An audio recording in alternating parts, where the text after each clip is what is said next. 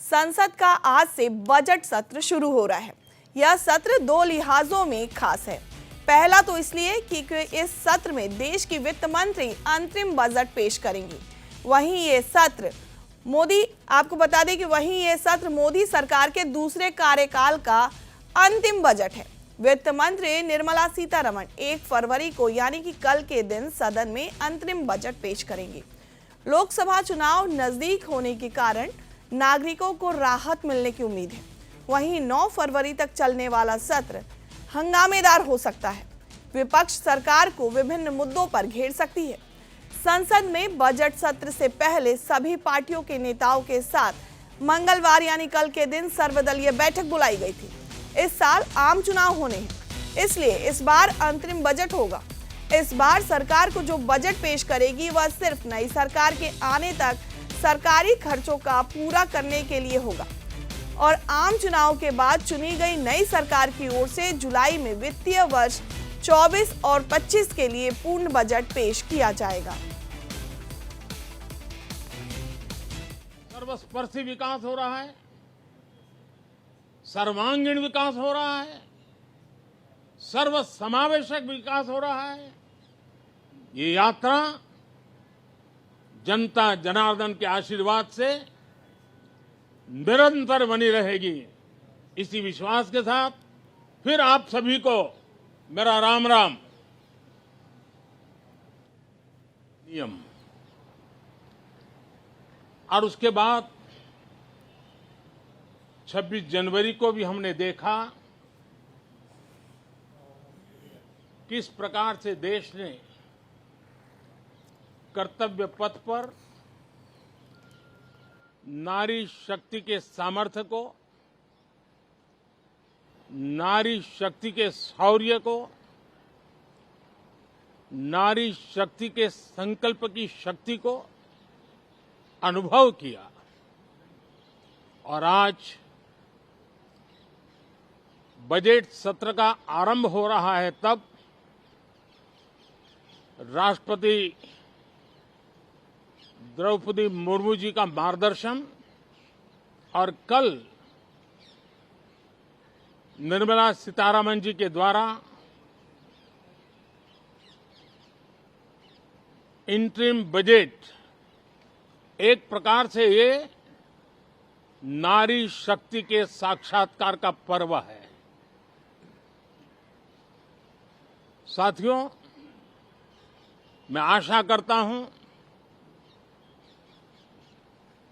कि गत 10 वर्ष में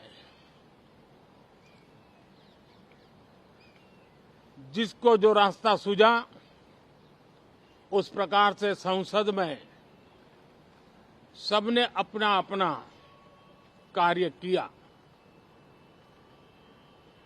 लेकिन मैं इतना जरूर कहूंगा कि जिनको आदतन हुड़दंग करने का स्वभाव बन गया है, जो आदतन लोकतांत्रिक मूल्यों का चीरहरण करते हैं, ऐसे सभी माननीय सांसद आज जब आखिरी सत्र में मिल रहे हैं तब जरूर आत्मनिरीक्षण करेंगे कि 10 साल में उन्होंने जो किया। अपने संसदीय क्षेत्र में भी 100 लोगों को पूछ ले, किसी को याद नहीं होगा, किसी को नाम भी पता नहीं होगा जिन्होंने इतना हुड़दंग हो हल्ला किया होगा। लेकिन विरोध का स्वर तीखा क्यों ना हो, आलोचना तीखी से तीखी क्यों ना हो, लेकिन जिसने सदन में उत्तम विचारों से सदन को लाभान्वित किया होगा, उनको बहुत बड़ा वर्ग आज भी याद करता होगा। आने वाले दिनों में भी जब सदन की चर्चाएं कोई देखेगा तो उनका एक एक शब्द इतिहास की तवारीख बन करके उजागर होगा। और इसलिए जिन्होंने भले विरोध का किया होगा, लेकिन बुद्धि प्रतिभा का दर्शन कराया होगा, देश के सामान्य मानव के हितों का कंसर्न दिखाया होगा, हमारे खिलाफ तीखे से तीखी प्रतिक्रिया की होगी। उसके बावजूद भी मैं अवश्य मानता हूं कि देश का एक बहुत बड़ा वर्ग, लोकतंत्र प्रेमी सभी लोग इस व्यवहार की सराहना करते होंगे। लेकिन जिन्होंने सिर्फ और सिर्फ नकारात्मकता, हुड़दंग, शरारतपूर्ण व्यवहार ये जो किया होगा, उनको शायद ही कोई याद करे। लेकिन अब ये बजट सत्र अवसर है, पश्चाताप का भी अवसर है। उसके आखिर में इस संसद ने एक बहुत ही गरिमापूर्ण